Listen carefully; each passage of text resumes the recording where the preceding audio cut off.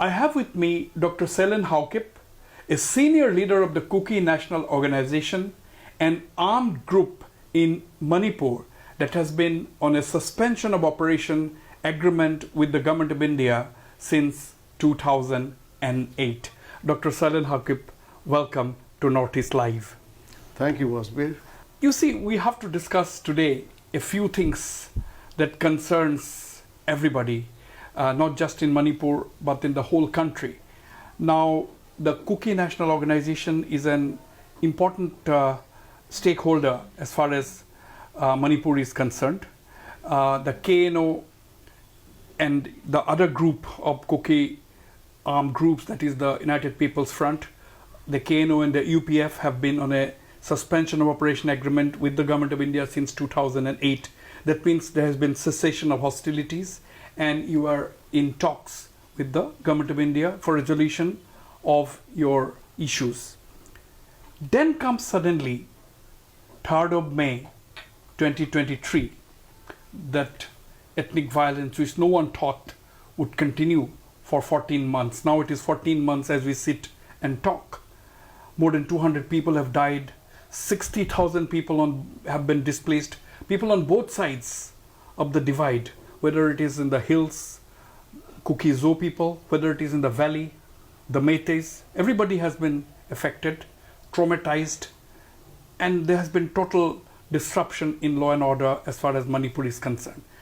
Now, as a leader of an important organization representing the Kuki Zo community, Dr. Seilen Haokip, what is the way forward? I know there can be no quick answer to this, but what are your immediate thoughts?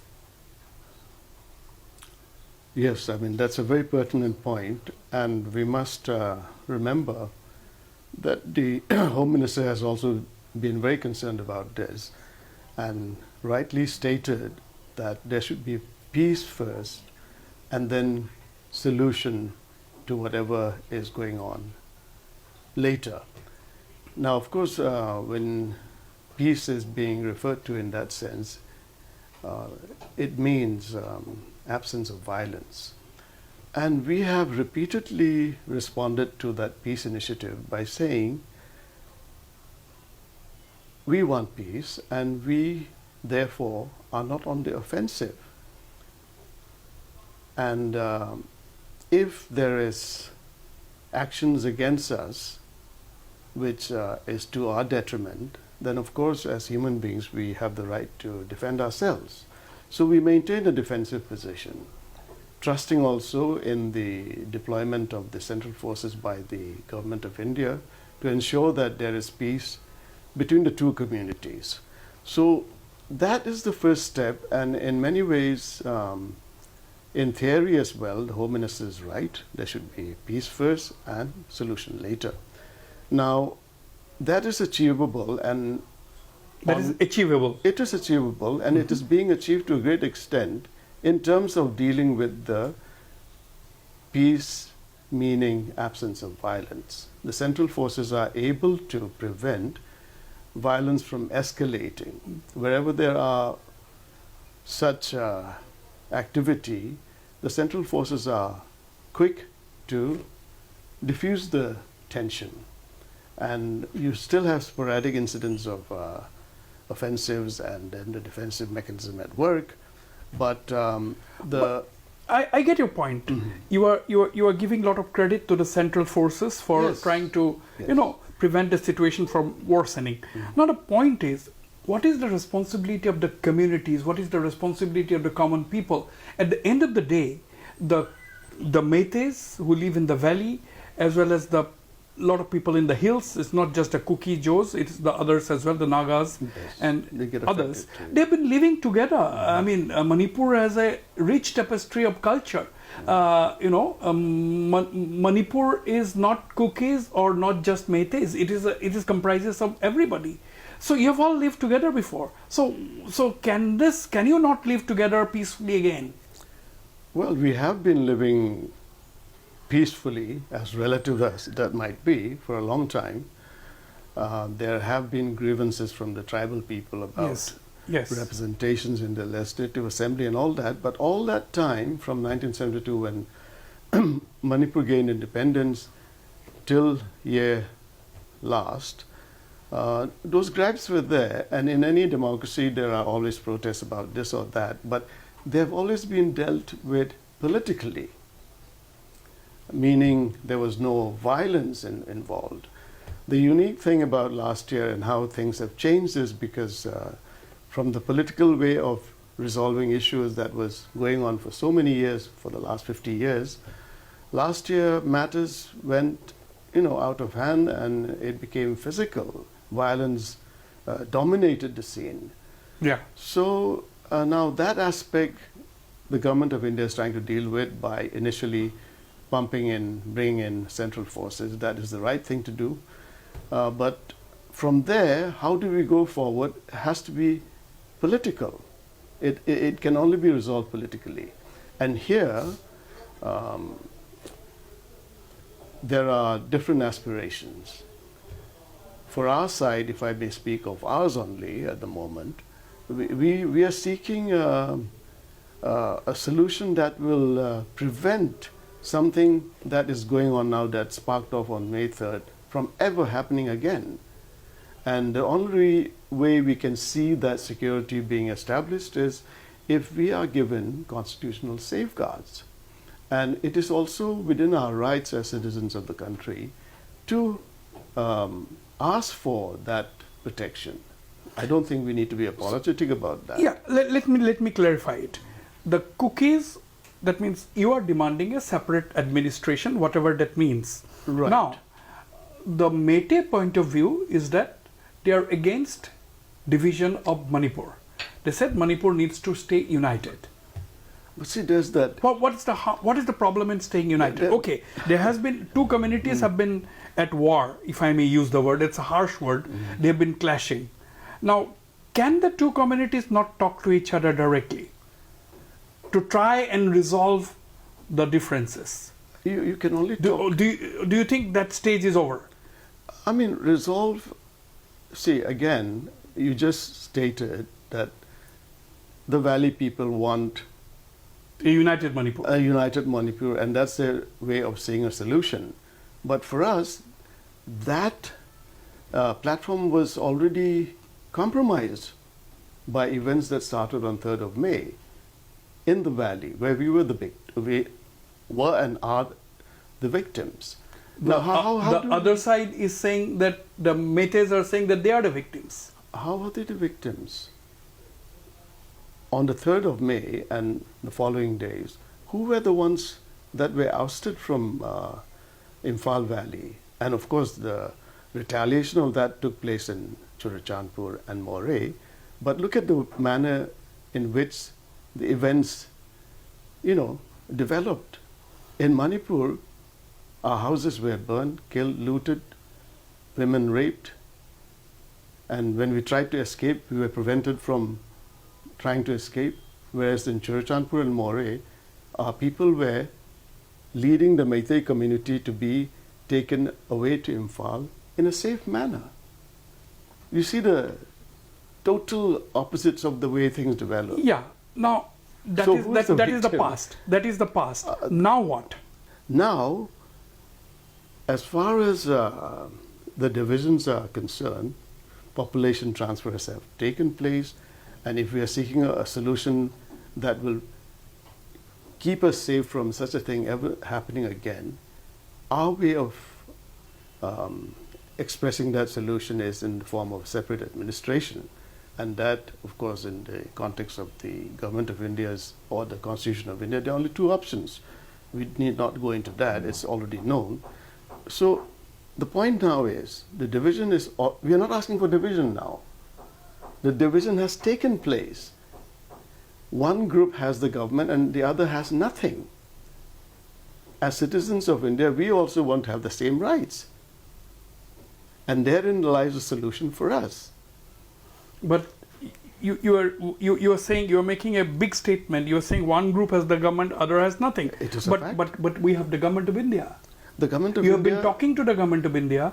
You have been talking to the government of India as recently as in the month of February, when the SOO agreement had expired, and the government of India had invited you to talks for renewal of the SOO, and a lot of things happened thereafter. We know that.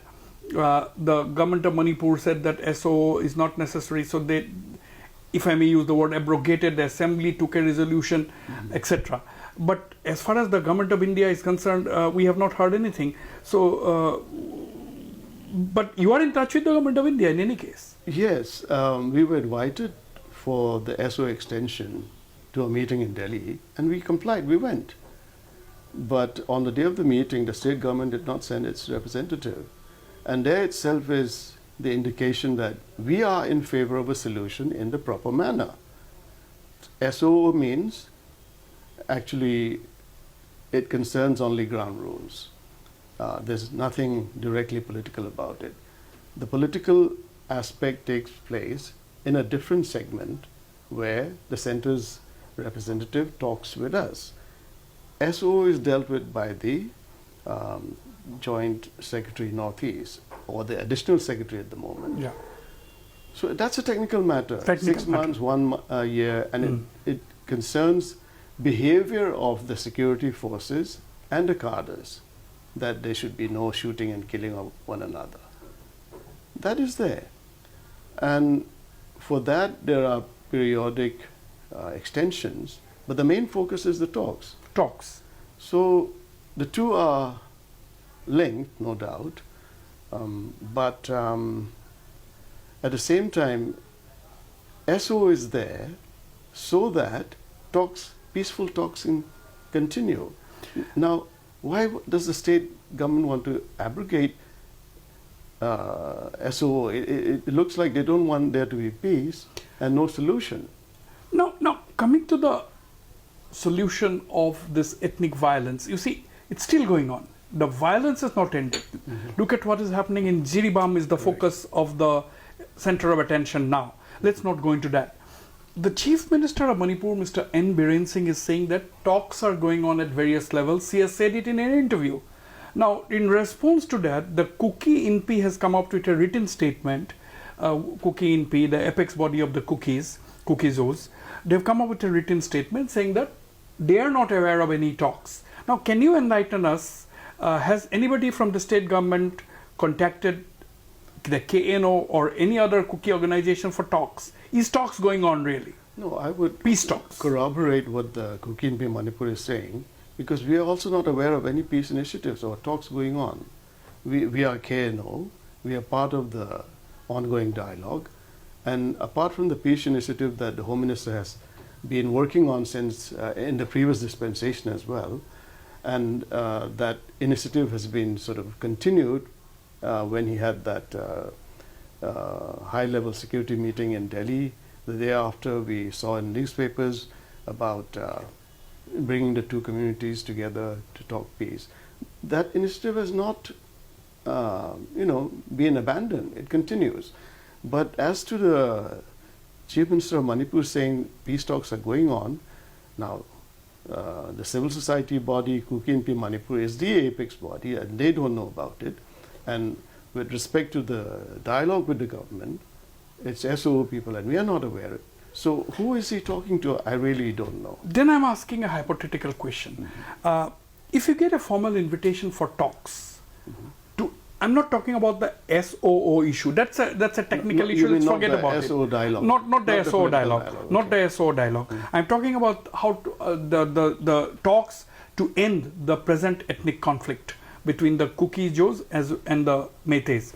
Now, if you are to get an invitation, will you be willing to come face-to-face talks, whether it is the civil society, whether it is the state government level, whether it is the central government level, to try and resolve the differences, to reduce the trust deficit? The idea of arriving at a peaceful solution to the ongoing conflict through what you mentioned about expressing willingness to participate in such an initiative is fine. But let's discuss the technicalities of it. Who is going to talk to who? SOO is an armed group. Will we talk with our counterparts? No, I'm not talking about the SO. Okay. I'm asking you as a cookie leader, as a leader representing the cookie community, cookie civil society organizations and the Métis civil society organizations, for example. Do you think talks between these two groups are possible? So you are contextualizing the talks to take place between civil society organizations. Civil society to start with. Again, I mean, civil society organizations, from our side, we have Zoe United, which is a coordinating committee of the various civil societies. Yeah. Now, they would be the right forum, the body to talk in that kind of initiative. But from the Métis side, do they have a coordinating committee of civil societies? I'm not sure. COCOMI, do they represent all the other civil societies? Without going into the technicalities, do you think there should be talks? If I'm rephrasing the question, what is your personal opinion? Do you think there should be talks between the two sides or not? There should be talks between the two sides, but if you say civil societies and civil societies, it's not in their capability or power to be able to bring in peace. They can be part of a component in the overall picture.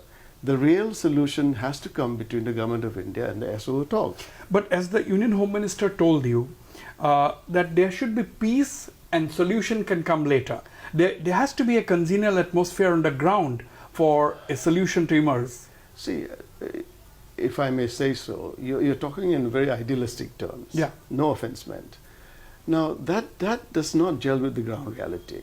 In the first instance, you're very aware that the catalysts of this problem are not interested in peace. Therefore, they attack wherever they can. For them, peace can only be attained once the other side submits to them. They have stated it. They have to come and apologize. In fact, they came to a point now saying even apologies will not be accepted. Annihilate them. That is their route to peace. Now, who is going to talk with them and who are they going to convince with that narrative? So you are technically saying, Dr. Seilen Haokip, is that if the narratives do not change, if the positions do not change a bit, there is no scope or there is no point in talking. Is that what you were saying? For all practical purposes, yes. That's the reality. I mean, I don't want to beat around the bush. Now, right. Now again, the Chief Minister of Manipur is saying that, we are not against the cookies in general. We are only against the illegal cookie zoo migrants from Myanmar. We are only concerned with the illegal migrants. We are not concerned with the original cookies. And he has said that, for example, the Thados are the original people in that area. So is infiltration a big issue? Are a lot of people infiltrating from Myanmar? Because cookies are community spread, as we all know, in Myanmar, they are in Bangladesh and so on. See, infiltrators is a term that the government of Manipur is using. How they qualify that, I don't know. Now, the same element or people concerned, or who is being referred to as infiltrators in Manipur, in Mizoram, they would be referred to as refugees. And technically and in reality, that's the truth. They have come across the border because they are being persecuted by the military junta of Burma, or Myanmar, because of the problems everybody knows. Now, why is Mizoram calling them refugees, and why is the state government of Manipur calling them infiltrators? Is this a matter of ethnicity? So Manipur government has also deported a few of them. Well, I don't have the figures. Who has been deported, who has not been. The point is, everybody knows that across the border, the same ethnic entities, who were separated by the colonialists are there. Yes. And there was a free movement regime to facilitate, good relations and trade in barter sense or whatever, and things were not a problem at all. Now, the idea of infiltrators came after 3rd of May, essentially, to label us as, people who are not legitimate in Manipur, and that we are the ones who is causing the problems. And these are labels being attached which I have no, substance possible. Right. In Now, my opinion. again, Dr. Haokip, people in the Imphal Valley are saying that several new villages have sprung up, in and around the Kuki-dominated areas. Yes. Let me. I know what you're saying. See, Kukis have customarily, through years, always created new villages, and that's in the system of our society. The land is owned by the chief, and the chief is always, it's hereditary, it's the eldest. Yeah. What the eldest does is, when the younger brothers have come to age and they have married, etc., they, in our dialect, we call them inchon. Literally translated, means moving them from the main house to another house.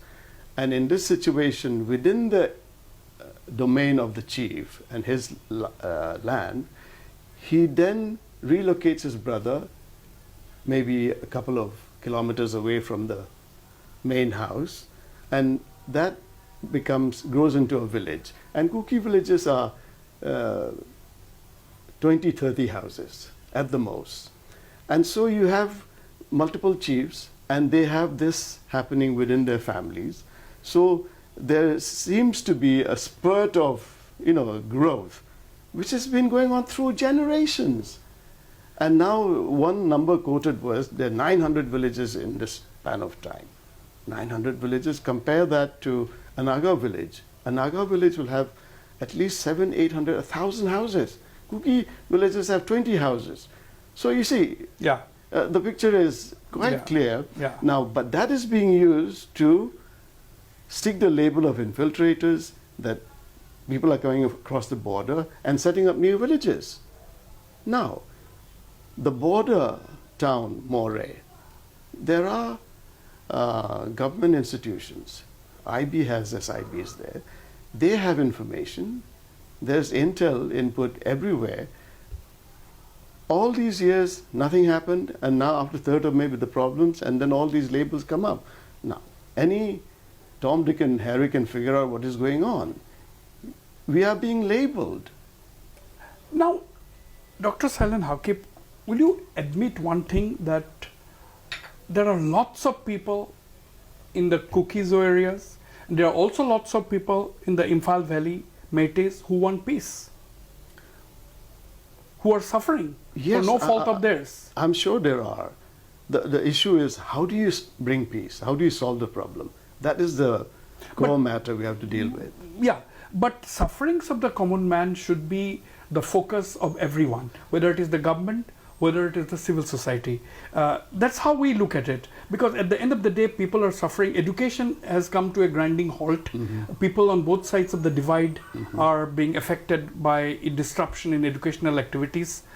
There are people, medical healthcare, the food supply chain has totally disrupted, cost of essentials, traffic movement, all these things. There's been all-round impact on the entire society.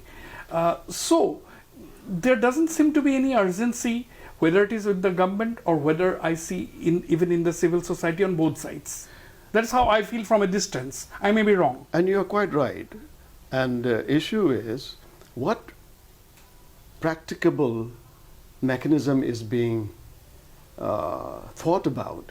If it is in the thought processes, we are not aware of it yet, and it hasn't come out in the open. So while the government is concerned, and also the people from both communities want peace, a mechanism has not been, laid on the ground. Now, as far as the ongoing talks with the government of India and SOO, the fact that a solution is being sought within the Constitution of India is the most practicable way. There is a track that we can follow. Now, it's a matter of government expediting that. And but yes, you are saying that it is within your right to demand a separate administration. Oh, absolutely. And the Métis would say it is within their right to demand that Manipur should not be divided. Now, you must be privy to information that I'm not. So I'll assume, I'll ask you a fait accompli I'm not question. privy to any information, actually. Okay. Now, on what basis do you say that Meiteis, I mean, you sound, if I may put it this way, almost pro-Meitei. No, I didn't say, I mean, I'm No, not I'm pro not Meitei, saying you I'm are. not pro cookie. That is the problem in Manipur. Now I'll be accused of being pro something that I have you on the interview, but it is you've had important a to variety of people on, but yeah. I always have variety of people on my discussions. But it's very important to have points of view, coming out, because I'm asking you a frank question. When you say that you are within your right to demand a separate administration, the Meiteis will be saying that it is within their right to demand a united Manipur. So, my question to you is, why do you think the Meiteis are saying it's within their right to keep Manipur intact as they perceive it? They may say that it is within their right. I'm not saying. You're not saying. I'm not You're saying. saying they may. They may. They will say, definitely. In fact, they do say that. And my question is, on what basis? They, I'm sure, know better. But as far as we are concerned, when we say we have a right to ask for SA, because we have been ousted, we have been ethnically cleansed, where do we go other than ask for separate administration?